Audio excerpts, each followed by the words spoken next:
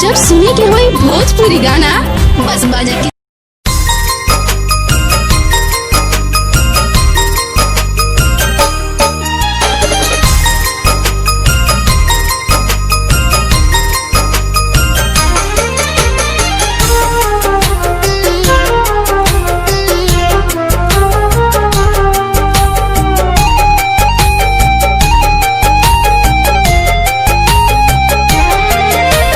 एक पल दूर न रहत रही, साथ न छूटी कहत रही।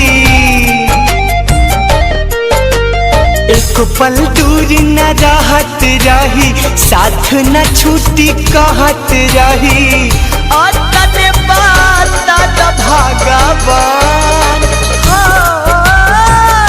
कहाँ चली गई हमर जान।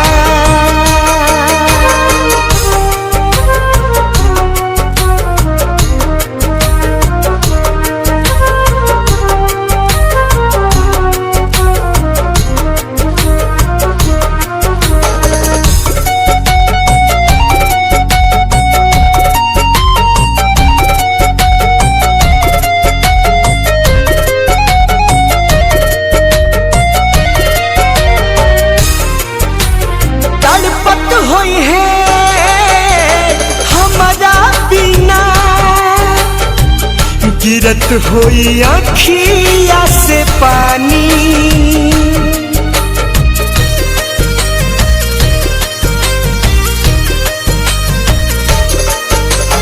जाने कवना हाल में होई है।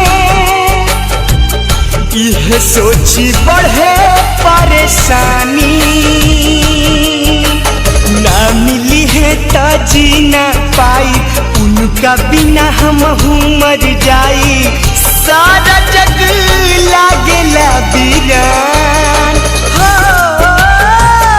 कहाँ चली गई हमर जान।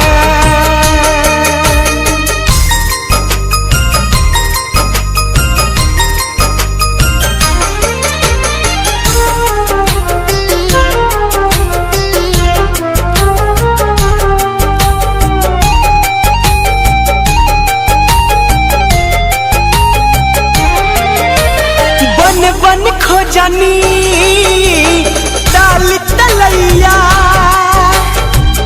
कतही नयली नजरिया।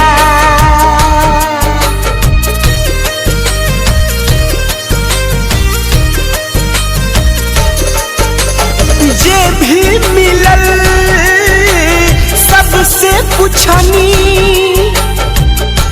केहू बतावे न खबरिया। बाह पगोदन गोदवले बाड़ी, बोलुआ न मोल लिखवले बाड़ी। इहे उनकर पहचान, कहाँ चली गई हमर जान। एक पल दूर न रहत रही, साथ न छूटी कहत रही। तने बात भगवान